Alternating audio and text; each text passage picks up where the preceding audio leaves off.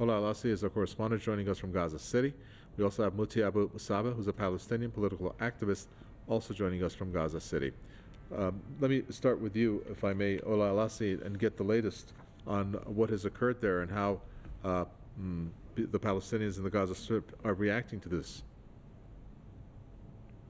Yes, according to the Palestinian Joint Room, the Operation Joint Room and the Gaza Strip, the resistance reaction was firm and insisted on that there will be an intense and wide response to the Israeli atrocities that targeted Palestinian resistance, the Palestinian Islamic Jihad commanders in a residential place and residential buildings while they were asleep in their homes. And according to the Joint Room, the Palestinian factions hold Israel fully responsible for this crime, and confirming that the response of the Joint Room will be as soon as possible, and it will be wide and intense, and it might reach several places in Israel. And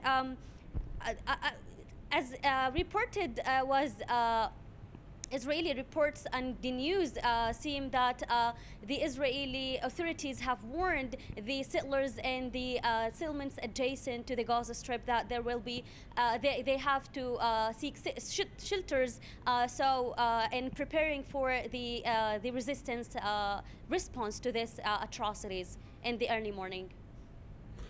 Okay, Mutiaba Musaba, taking a look at what our correspondent just said, and your assessment as to why Israel would go through with an assassination, in this case 3 of them, even though it had announced prior that it will assassinate the resistance leaders. Why would it do that? Doesn't that threaten its own security?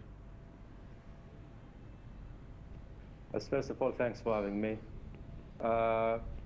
It's clear that today is a painful day for the Palestinian people as a whole.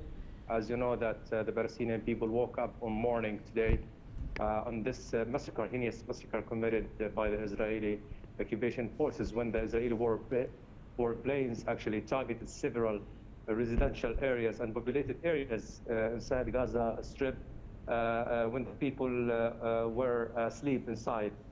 Actually, this, in the context of this crime, we can say that the number of the Palestinian people left after this, who were killed after this heinous crime and this heinous massacre became 13 till this moment so far.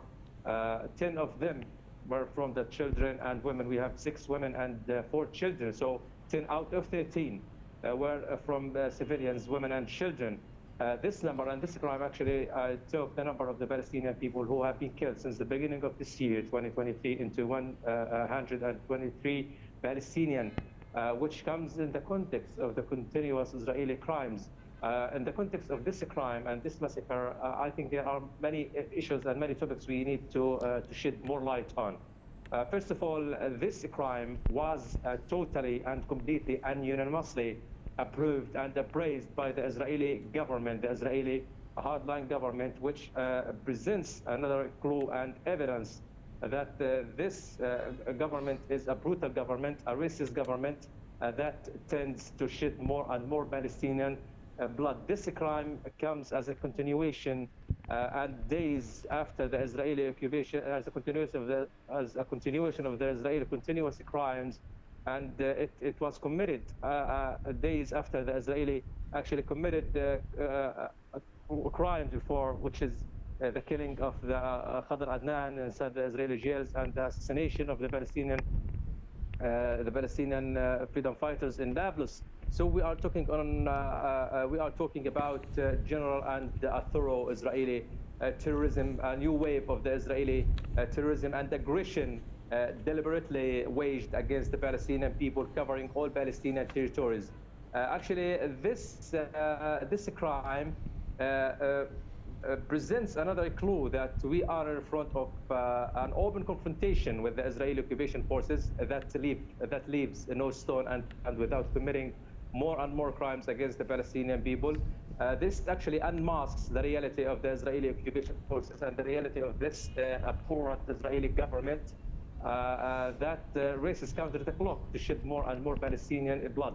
In the same context, we can say that this crime actually paves the way and opened the doors wide for the Palestinian resistance factions to respond to any kind or to respond to this crime and to resist the Israeli occupation crimes and to defend the Palestinian people. This actually makes it clear for all over the world that the Palestinian self-defense, the right of self-defense of the Palestinian people is genuine, and the Palestinian people would never stand silent towards those crimes. And the Palestinian people are totally determined and persistent to respond to the Israeli crimes, and no one can deny the Palestinian people this kind of legitimate right. All right, I'd like to get your reaction as to something that took place in the form of a communication, and that happened between the Israeli foreign minister and his counterpart in the U.S., Anthony Blinken, of which there was a call, and it was reported that the U.S. cautioned Israel to prevent the situation from escalating in terms of the peace that was there. And then hours later, Israel carried out a bombing campaign. So some are taking that to have been a green light from the U.S. For Israel to go ahead with the bombing campaign. How do you see it? Yes, it's clear and it's true without any shadow of doubt that the U.S. government and the U.S. administration, by its open support for the Israeli occupation, it's totally accomplice to the Israeli crimes committed against the Palestinian people. It shares the blood of the Palestinian people on its hands. As you know, that this kind of open political and financial support of the Israeli occupation is what really encourages and emboldens the Israeli occupation to commit more and more crimes. Israel and the Israeli occupation realize very clearly that there would never be any kind of accountability, any kind of responsibility in response to these crimes. So it feels immune and protected to any kind of protection, to any kind of accountability, sorry.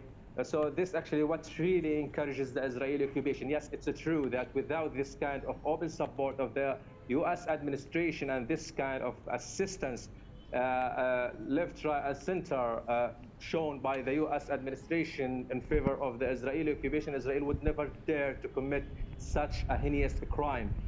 This is on one hand. On the other hand, it seems that we are in front of a consensus between the U.S. administration and the Israeli occupation to race counter the clock in order to shed more Palestinian blood, in order to impose new realities on the ground, in order to change the de facto, in order to twist the arm of the Palestinian people, and in order to put the Palestinian resistance into the corner, in order to exert more pressure on the Palestinian people to raise the white flag and to accept the new realities imposed by the Israeli hardline government, especially in Al-Aqsa yards.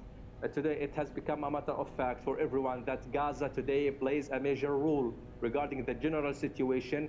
Today, Gaza became able to impose its condition on the Israeli occupation and to change, let me say, to change the situation on the ground, and to the Israeli occupation today actually rethinks any kind of calculation before it takes any kind of decision before it attacks the Palestinian people either in Gaza or elsewhere in the Palestinian territories. So this actually what pressures the Israeli government in order to take a preemptive step to attack Gaza Strip, in order to impose and exert more pressure on the Palestinian resistance factions, especially Hamas movement. Today, Israel tries to separate between the Palestinian resistance factions inside Gaza Strip.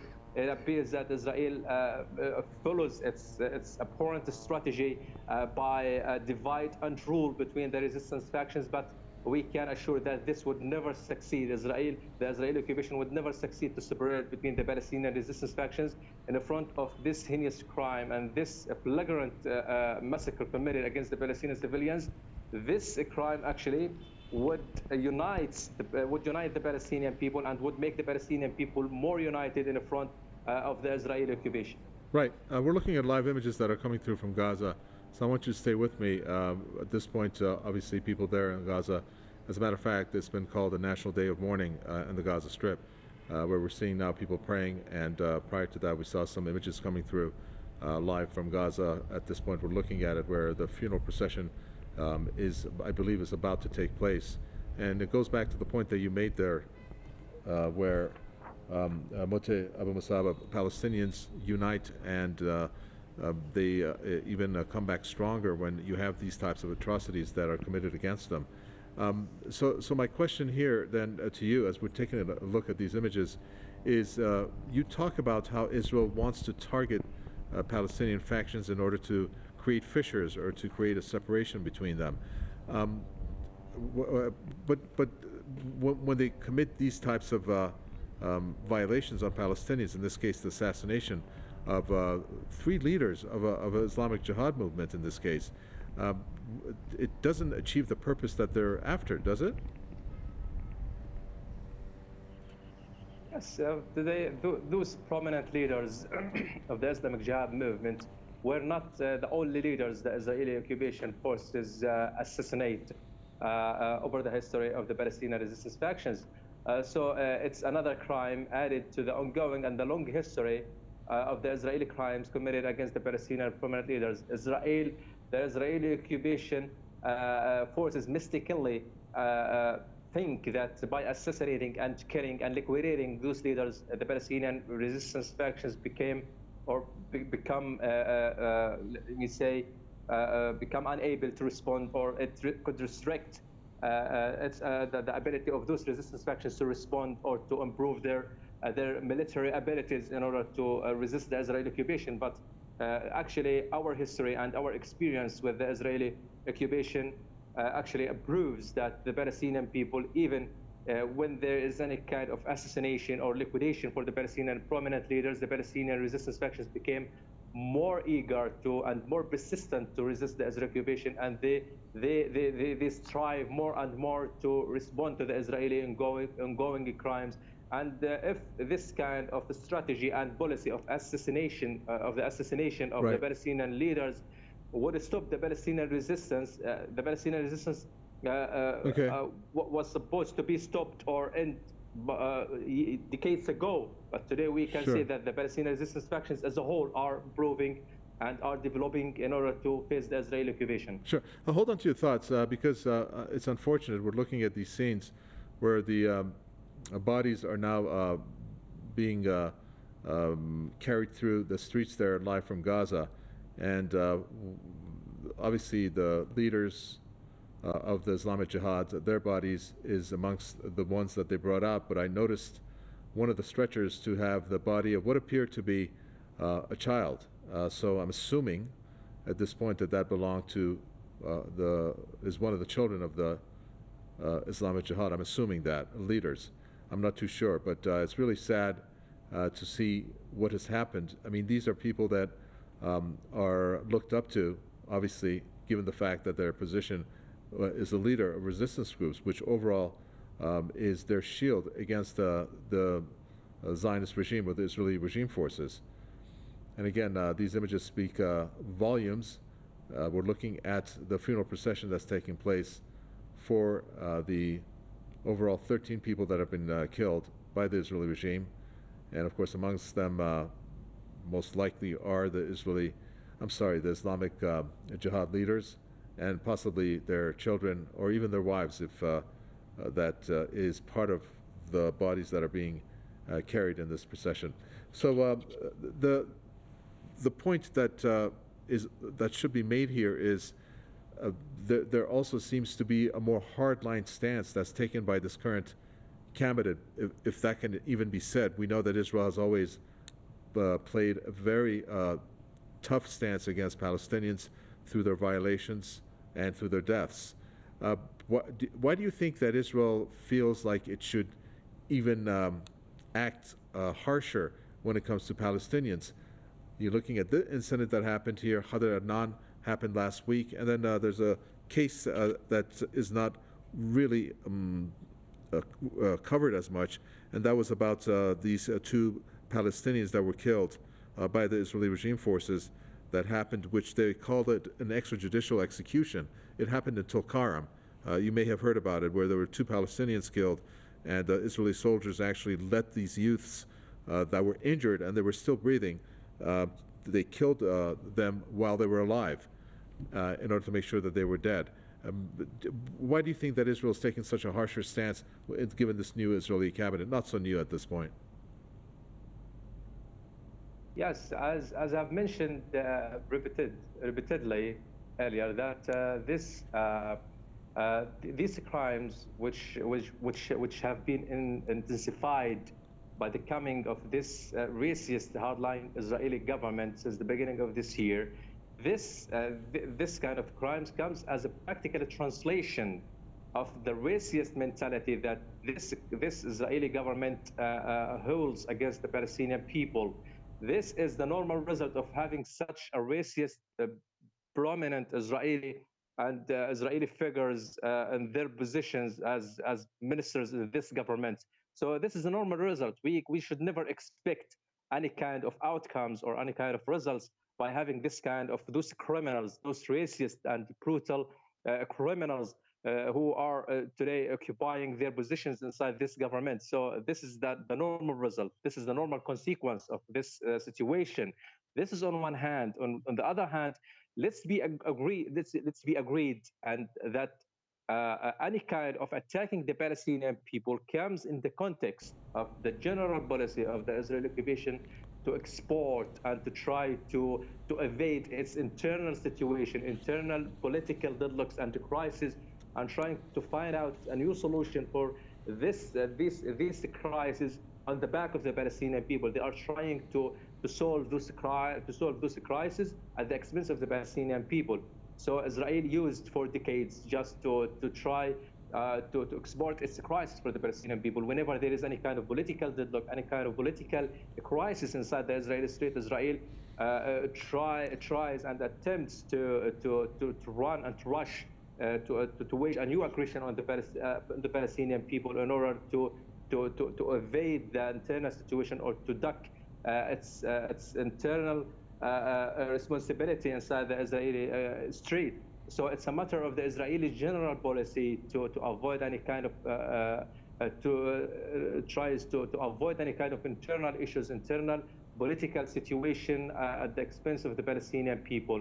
But today we understand clearly that this would never succeed. The Palestinian people would never accept to go as a scapegoat for the Israeli occupation to solve its internal issues and internal crisis at the expense of the Palestinian people. The Palestinian people would never accept to pay the price of those kind of political agendas, of those criminal Israeli ministers by their blood or from the blood of their children and their civilians. Today, the Palestinian resistance would be eager to stand and to resist the Israeli occupation and to impose its condition on the Israeli occupation. And the Israeli occupation understands very clearly that the Palestinian resistance today is able to deter the Israeli occupation and to resist the Israeli occupation and to face this kind of aggression.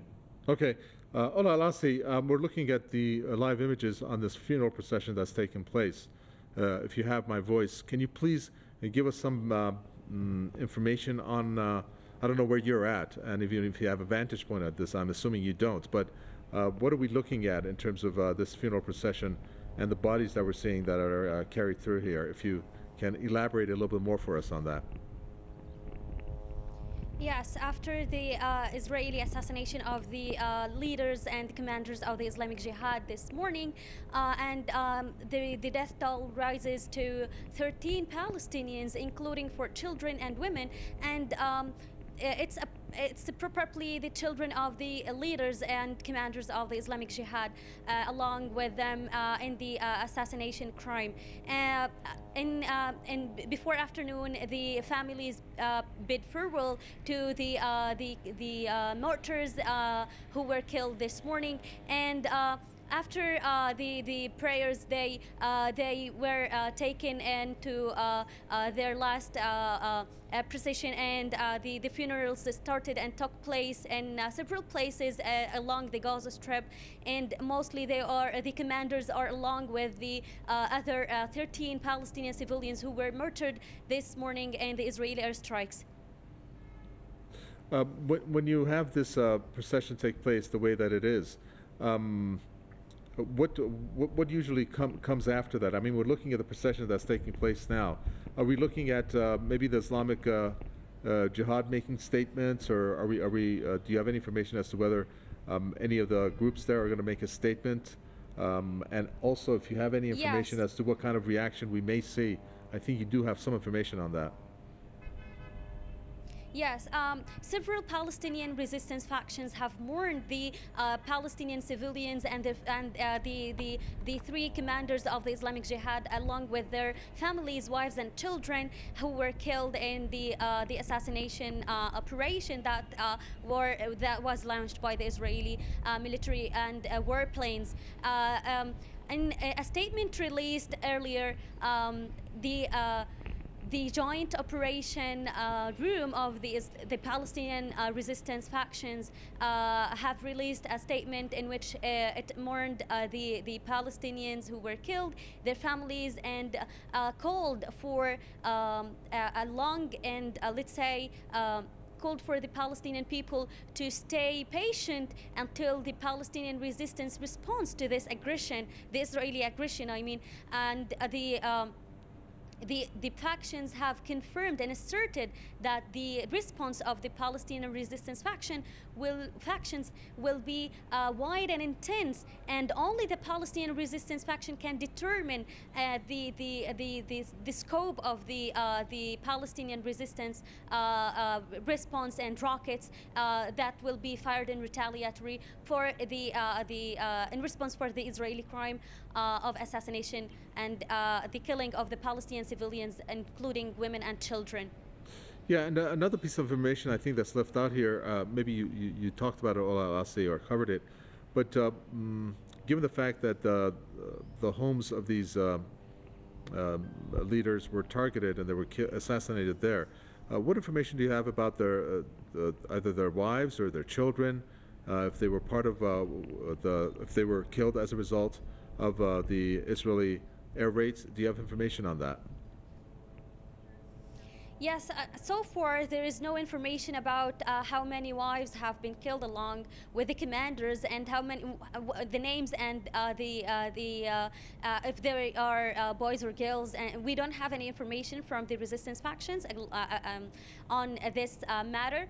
But we do have information that one of the leaders, his sons, the son of Tariq Azzuddin, was also injured during the assassination crime, along with his wife, and others.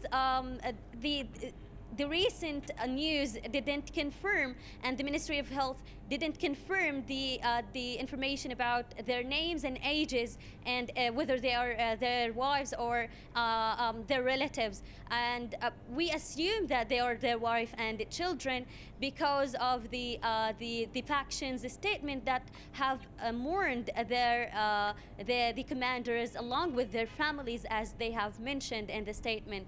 So we still do not have information about this, but we will keep you updated about the information and how many children and the wives of the commanders. Thank you very much for that. Ola Alassi there from Gaza City. We appreciate that, Ola. And also, we'd like to thank Moti Abu Musab, a Palestinian political activist, who also spoke to us from Gaza City.